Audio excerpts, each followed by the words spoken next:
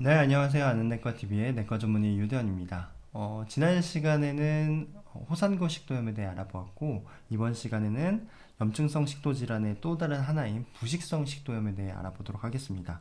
이제 부식이라는 그런 사전적 의미를 찾아보면, 산성 물질이나 알칼리 물질에 의해서 신체가 손상받는 그런 현상을 말하더라고요. 그래서 우리가 산성 물질이나 알칼리 물질을 일상에서 마주하는 경우가 그래도 종종 있어요. 뭐 표백제라든지 뭐 양잿물, 식초 뭐 이런 것들이 있는데 이런 것들을 이제 음독했을 때 실수로 아니면 자살 목적으로 고의로 음독했을 때 식도나 위장관에 어떠한 문제가 발생하는지 거기에 대한 병리 기전과 진단은 어떻게 하는지까지 오늘 알아보도록 하겠습니다. 영어로는 corrosive 혹은 causative esophagitis라고 하는데 해리슨 교과서를 살펴볼게요. 해리슨 교과서에서는 조기에 만약에 그런 것들이 발생하면 내시경을 시행할 것을 권고하고 있고 이런 것들이 발생하면 심각해는 천공, 사망까지 이를 수 있기 때문에 각별하게 주의를 가져야 된다고 얘기하고 있고 스테로이드가 예전에는 치료로 써 있었는데 현재까지는 에비던스가 그렇게 많지 않아서 권고되고 있지 않고 있고 심각한 그런 괴사를 동반했을 경우에서는 스트릭처가 발생해서 반복적으로 딜라테이션 시술을 해야 될 수도 있다라고 얘기하고 있고요. 세셀 교과서에서는 가급적 조기에 내시경을 시행해야 되는데 이렇게 조기에 시행해야 되는 이유에 대해서는 제가 뒤에서 설명드릴 거고 그리고 스테로이드나 항생제를 루틴하게 처방하는 것은 권고되고 있지 않습니다. 그 다음에 만성적으로 이렇게 협착이 발생하는데 그럴 경우에서는 반복적인 내시경 확장술을 시행해야 된다고 하고 있고 그 다음 이런 이벤트가 한 번이라도 일어나면 이 식도암의 유병률이 굉장히 증가한다라고 얘기하고 있습니다. 이제 응급학과에 있어서 바이블인 그런 틴티넬리에 대해서 교과서를 살펴봤는데 여기서도 다른 내용은 다 비슷했는데 이제 분류를 좀 세세하게 고의적으로 음독을 했냐 아니면 실수로 음독을 했냐 산업용 물질에 노출이 돼서 음독을 했냐라고 해서 이런 것들을 이렇게 세분하게 나누고 있는데 거기에 따라서 예후와 치료 방향이 달라지기 때문입니다. 병리 기전에 대해서 살펴보도록 하겠습니다. 이제 산성 그 물질을 복용했을 때 혹은 알칼리 물질을 복용했을 때의 이벤트가 병리 기전이 각각 달라요. 그래서 손상을 입히는 그 범위도 굉장히 다른데 산성 물질을 음독했을 때는 코아귤러티브 네크로시스라고 해서 괴사가 일어나는데 응고성 괴사라는 거죠. 이 응고성 괴사라는 거는 식도 점막에 닿는 순간 재빠르게 이제 그 조직을 녹여서 서로 응고하게 만들어요. 그렇기 때문에 더 깊게 침투하는 성질이 없고 이 같은 경우에서는 그렇기 때문에 안심해도 된다고 생각할 수 있지만 뭐 만약에 위쪽으로 이 산성 물질이 흘러가서 유문부의 파이로러스 스파즘이나 뭐 이런 것들을 유발할 경우에서는 위장관에 장기가 머물러서 위장관의 위에 손상을 익힐 수 있다. 그래서 식도보다는 위쪽에 손상을 익힌다라는 그런 보고가 있습니다. 그리고 이전 에스카 같은 것들이 형성이 되기 때문에 더 깊게 침투하는 것들을 막을 수 있다. 뭐 이런 얘기도 있고요. 알칼리를 음독했을 때는 이 같은 경우는 액화계사라고 해서 리커펙티브 네크로시스라고 하는데 이 같은 경우는 굉장히 깊게 파고들어요.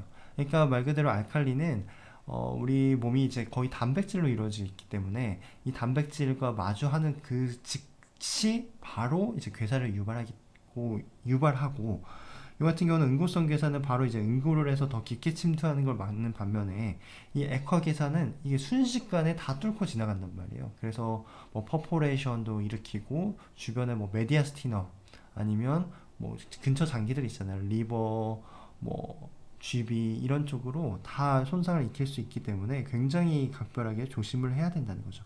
굉장히 심한 손상을 일으키기 때문에 알칼리성 괴사는 좀 더 눈여겨봐서 진단을 하고 치료를 해야 된다는 거죠.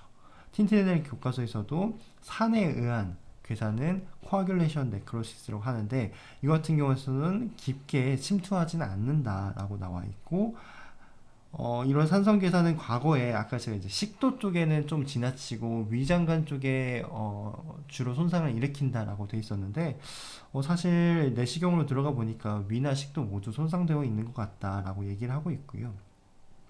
그 다음에 이 산성괴사의 또 특징이 뭐냐면 우리가 이제 식도 쪽으로 깊게 파고들거나 뭐 위장관도 굉장히 심한 손상을 일으키진 않지만 여기 보면 이 산 자체가 혈액에 흡수돼서 우리 몸의 pH를 더 떨어뜨릴 수 있다는 거죠. 그렇게 되면 산염기 장애가 발생하고 그로 인해서 용혈 반응, 신기능 손상까지 나타날 수 있다는 거죠.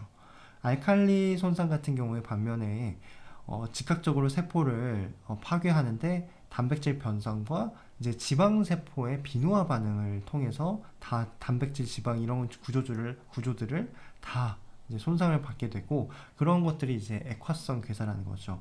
그래서 굉장히 깊게 침투할 수 있는 특성을 가지고 있고 주변의 여러 기관들에게 손상을 일으킬 수 있고 굉장히 심한 손상 같은 경우에 그래서 이제 퍼포레이션이 발생하거나 그럴 경우에서는 주변에 이제 메디아스팀이나 이제 복부 내 장기에까지 그런 알칼리 물질이 침투해서 여기 보면 췌장, 쥐비, 스몰 인테스틴, 메디아스티넘까지 다 손상을 일으킬 수 있다라고 나와 있습니다. 여기서는 이제 또 하우스홀드, 그러니까 가정 내에서 있는 뭐 산성이 알칼리성 물질은 사실 그 폐하의 그 높낮이가 높거나 심각하게 낮지는 않기 때문에 어 그레이드 1 이상의 이 그레이드에 대해서 제가 뒤에 설명드릴 건데 그레이드 1 에스파젤 1 이상의 손상을 일으키지는 않는다. 그 그레이드 2 이상으로 넘어갈 수 있도록 그런 손상을 일으키지는 않는다. 그렇기 때문에 추후에 이런 것들이 발생하더라도 식도 협착 같은 것들이 일어날 가능성이 드물다라고 얘기하고 있고요. 여기서는 이제 대신에 산업에서 쓰는 굉장히 강 표백제 같은 경우에서는 강한 성분의 표백제는 농도가 굉장히 높기 때문에 위나 식도에 굉장히 심각한 합병증을 초래한다라고 얘기하고 있습니다. 또한 이제 알칼리 괴사 같은 경우에서는 직접적으로 이제 티슈 인저리를 일으키는 반면에 산성 그 물질을 음독했을 경우에서는 이게 직접적인 어떤 손상보다는 이게 시스템의 그 전체 전반적으로 이제 순환을 거치면서 산염기 장애를 일으키고 그로 인해서 헤몰라이시스나 응고장애, 신기능 손상 이런 것들이 발생하고 더 나아가서는 펄모너리 이데마까지 일으킨다라는 이야기를 하고 있고요. 실제로 이제 조직학적으로 봤을 때 이게 정상 식도의 모습인데 이거 같은 경우는 알칼리 물질을 음독했을 때 이렇게 조직이 바로 표면부터 녹으면서 깊게 파고 들어가서 심각하게는 퍼포레이션까지 유발할 수 있다는 거죠. 그래서 이런 일이 일어났을 때 진단을 어떻게 하느냐가 굉장히 중요한데 사실 자살을 목적으로 시도했거나 아니면 어린아이가 실수로 이제 마셨을 경우에서는 우리가 내가 바로 음독하고 왔어요 라고 얘기를 듣기가 어려워요.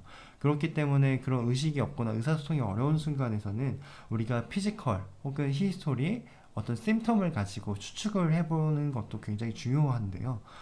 틴티넬리 교과서에서는 이런 부식제를 음독했을 경우에서는 피부나 눈 쪽에서 그런 물질들이 떨어질 수 있기 때문에 거기에 이제 뻔히 있을 거 아니에요. 그래서 그런 것들을 좀 주의 깊게 관찰해야 된다라고 되어 있고 이제 파린지얼번 그러니까 이 음독하면서 인두나 후두 쪽에 바로 괴사를 일으키기도 하잖아요. 그럴 경우에서는 목 부위를 굉장히 페인을 호소한다든지 아니면 삼켰을 때 통증이라든지 침을 질질 흘린다든지 아니면 뭐 목이 쉰다든지 그런 증상이 발생할 수 있고 심하게는 이쪽이 후두부가 에피글라티스가 부을 경우에서는 디스니아까지 발생하고 휘싱 이런 것들이 들린다는 거죠. 그리고 식도 자체도 굉장히 통증을 유발하고 흉통이 발생할 수 있고 그 다음에 눈 쪽에서도 만약에 그렇게 떨어졌을 경우에서는 비주얼 그런 어큐티나 문제나 뭐 그런 것들이 발생할 수 있다. 여기에 통증을 발생할 수 있다라고 얘기를 하고 있고요. 그래서 히스토리가 굉장히 중요해요. 고의로 이 부식제를 복용했는지 아니면 실수로 복용했는지 만약에 고의로 복용을 했다면 굉장히 많은 양이 식도나 위쪽에 노출이 됐겠죠. 그래서 그 양은 얼마나 되는지 그리고 이 복용한 지는 지금 얼마나 됐는지 병원에 방문한 지는 시점과 그 사이 기간이 얼마나 됐는지 그다음에 함께 복용한 다른 그런 약물들은 없는지도 확인이 필요하고 고의성인지 비고의성인지도 알아야 된다는 거죠. 그래서 피지컬을 이제 주의 깊게 해야 되는데 말씀드렸듯이 이제 호흡이 불안정해질 수 있기 때문에 호흡수나 그 다음에 혈압 같은 것들이 순식간에 떨어질 수 있는 샥이 발생할 수 있어요. 그래서 이런 것들을 계속해서 잘 체크해서 바로 응급처치를 해야 될지 말아야 될지를 판단해야 된다는 거죠. 다음에 이제 랩 테스트를 해야 되는데, 여기 보면 아까 이제 산성 그 부식제를 음독했을 경우에서는 여러 가지 이제 산염기 장애가 일어날 수 있다고 말씀드렸잖아요. 그래서 혈액 검사, 뭐 ABGA도 바로 이제 볼 수 있으니까 중요하죠. 뭐 전해질, 그 밖에 여러 가지 이제 검사들을 빨리 시행을 해야 되고, 동시에 이제 EKG도 찍어야 되는데, 이제 이런 물질, 그 부식제에 의해서 어떤 일렉트로 임발란스, 하이포칼세미아 같은 것들이 나타나면 그것 때문에 QT 프롤ონ게이션이 나타나고, 그로 인해서 더 나아가서 뭐 갑자기 어레스트가 날 수 있기 때문에, 그럴 경우에서 대비해서 EKG를 찍어보고, 또 중요한 것은 엑스레이를 찍어야 된다는 거죠. 그래서 혹시나 천공이 일어나지 않았나, 그래서 천공이 일어나면 내시경을 볼 수가 없거든요.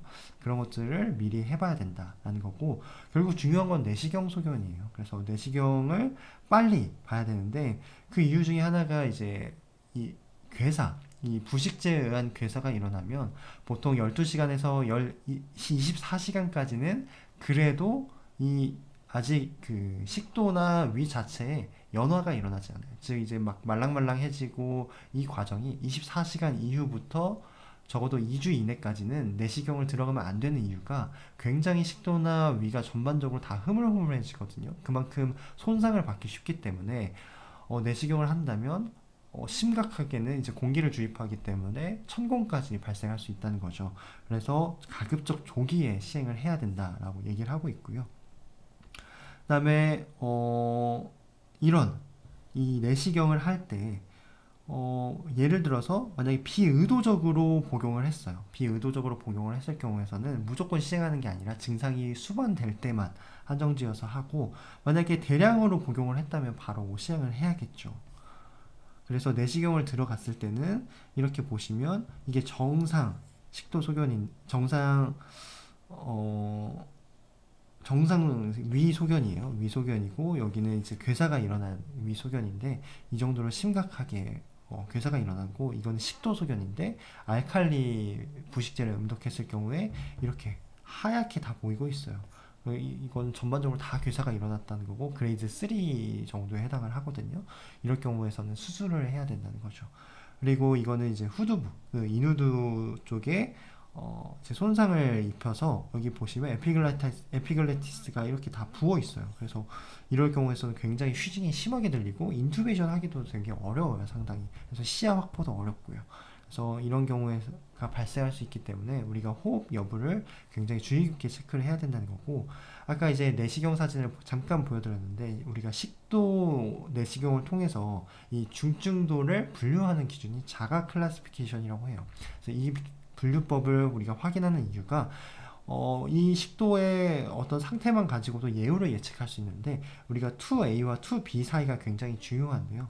여기 보시면 그냥 원 같은 경우에서는 부종과 발적 정도만 있고, 그 다음에 2A는 얕은 표재성 얼서레이션만 동반되는데, 이 경우에는 그 스트릭처까지 일어날 가능성은 적고요. 그 다음에 딥 얼서레이션이라고 해서 굉장히 심한 깊은 궤양이 있다거나 출혈이 있다거나, 조금만 건드려도 이제 출혈이 발생하고, 이럴 경우에, 근데 뭐 이럴 경우에서는 굉장히 스트릭처의 가능성이 높다는 거죠. 그래서 CT를 찍고 여러 가지 좀 더 퍼더 워크업을 해야 된다는 거고, 그 대신에 퍼포레이션 가능성은 적지만 3AB, 그 다음에 4까지 진행됐을 경우에서는 퍼포레이션 가능성도 높기 때문에, 이 경우는 경우에 따라서 수술까지, 응급수술까지 진행을 해야 된다는 거죠. 그래서 여기 차례대로 보시면 이게 그레이드 1 부종과 발적만 있는 경우고, 그레이드 2B 보시면 얇은 얼서, 슈퍼피셜 얼서만 동반되고, 여기 그레이드 2B부터는 이렇게 딥 얼서레이션이 발견되고, 이게 3A와 B인데 각각 이렇게 심한 괴사가 동반되고 있었습니다. 이거는 이제 그레이드 2A와 2B를 이제 중요하다고 말씀드렸는데, 이제 2A는 이렇게 이제 크로스 섹셔널 뷰로 봤을 때는 우리가 LA 클래시피케이션 나눴을 때 말씀드렸는데, 이제 서컴퍼런셜을 침범했느냐 안 했느냐가 굉장히 중요한데, 그레이드 2B는 서컴퍼런셜, 이렇게 전반적으로 식도의 원형 부분을 다 침범을 했을 경우를 2B로 이렇게 명명하기도 합니다. 또한 EUS 같은 것들을 시행해 볼 수 있는데, EUS를 시행해서 식도의 그러면 레이어를 어디까지 침범했는지도 확인해 볼 수 있다고 합니다. 그 다음 CT도 굉장히 중요한데, 한때는 굳이 이제 내시경을 해야 되냐라고 해서 응급실에서 사실 내과에 당직에 콜을 해서 펠로우 선생님들이 출근을 해가지고 이 제때 내시경을 한다는 그런 프로세스가 굉장히 좀 여기 교과서에서는 당연하게 돼 있지만 어려운 실정이 많거든요. 그래서 바로 CT를 찍고 그냥 CT로 진단하면 안 되냐라는 그런 주장 쪽도 있었어요. 그래서 CT가 내시경을 대체할 수 있다라고 얘기하는 쪽도 있는데, 사실 그 부분은 논란이 많고, 그래도 내시경과 이 CT를 함께 이제 어떤 조화롭게 해가지고 전반적으로 진단하는데 둘 다 중요한 수단이다라는 추세로 가고 있습니다. 그래서 내시경과 CT를 가급적이면 둘 다 시행하는 게 좋을 것 같고요. 여기 보시면 이제 CT에 따라서도 그레이드를 나누고 있어요. 그래서 그레이드를 이렇게 나누는 이유는 그레이드에 따라서 예후가 달라지고 치료 방법이 달라지기 때문인데요. 그 부분에 대해서는 제가 뒷부분에 이제 다음 강의에 나눠서 설명드리도록 하겠습니다. 그래서 뭐 그레이드 3 같은 경우에서는 굉장히 워리 이데마터스하고, 여기 보시면 소프티슈가 이쪽에 인필트레이션 돼 있는 경우가 보이고 있고요. 그래서 그레이드 4 같은 경우는 아예 식도의 모양 자체가 보이지가 않아요. 이 같은 경우에서는 바로 응급수술을 들어가야 된다는 거죠. 여기 보시면 위도 이렇게 그레이드를 나누고 있다라고 해서, 이런 뭐 식도도 이렇게 나누고 있지만 위 자체도 나누고 있다라고 알고 계시면 되겠습니다. 파워내과에서는 이제 원인, 임상, 양상, 진단 방법에 대해서 이렇게 차분하게 설명하고 있으니까요. 파워네크는 굉장히 저는 좋은 책 같아요. 그래서 학생 수준에서 이제 강의를 제가 이제 하려다가 이제 전문의 수준까지 끌어올려서 강의를 하고 있는데, 이 파워네과를 통해서 이제 큰 뿌리를 깊게 다지고 거기서 저의 강의를 통해서 이제 가지를 펼치는 식으로 활용을 하시면 좋을 것 같아요. 그래서 이상으로 부식성 식도염에 대한 병리 기전과 진단 방법에 대한 강의를 마치도록 하겠습니다. 지금까지 경청해 주셔서 감사합니다.